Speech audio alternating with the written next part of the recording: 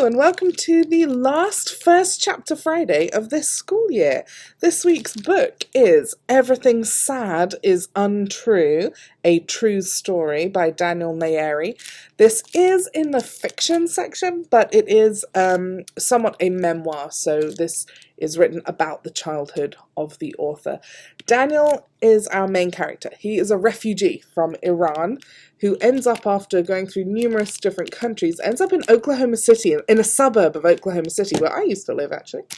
And he's living with his sister and his mum. Dad stays behind in Iran for rather interesting reasons that you'll have to read to find out. He does end up with a new stepdad, not such a nice guy, and he comes in and out of their lives. Daniel is very much a storyteller.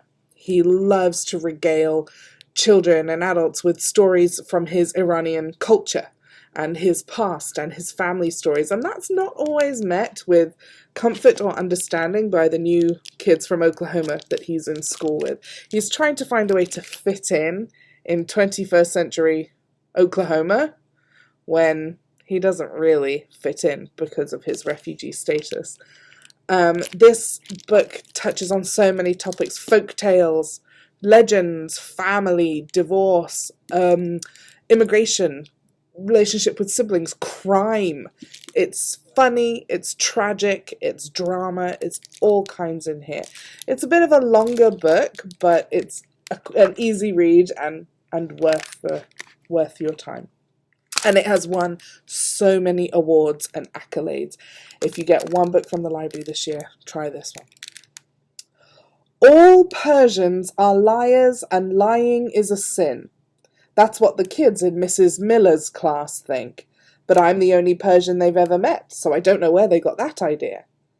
My mum says it's true, but only because everyone has sinned and needs God to save them.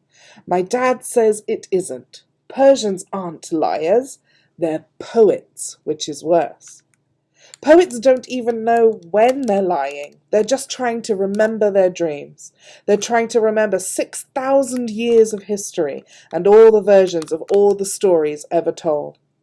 In one version, maybe I'm not the refugee kid in the back of Mrs. Miller's class. I'm a prince in disguise.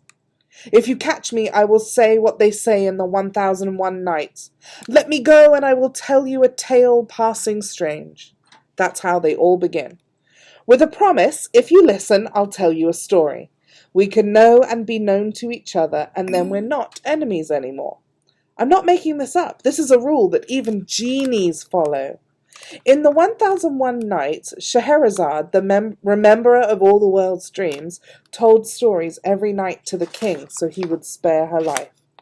But in here, it's just me, counting my own memories. And you, reader, whoever you are, you're the king. I'm not sucking up, by the way. The king was evil and made a bloody massacre of 1,000 lives before he got to Scheherazade. It's a responsibility to be the king. You've got my whole life in your hands.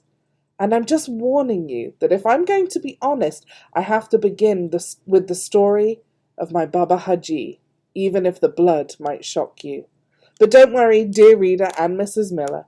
Of all the tales of marvel that I could tell you, none surpass in wonder and coolness the one I am about to tell. If you would like it, it will be available for you in the library, and of course I will put it on hold for you if you don't get down first.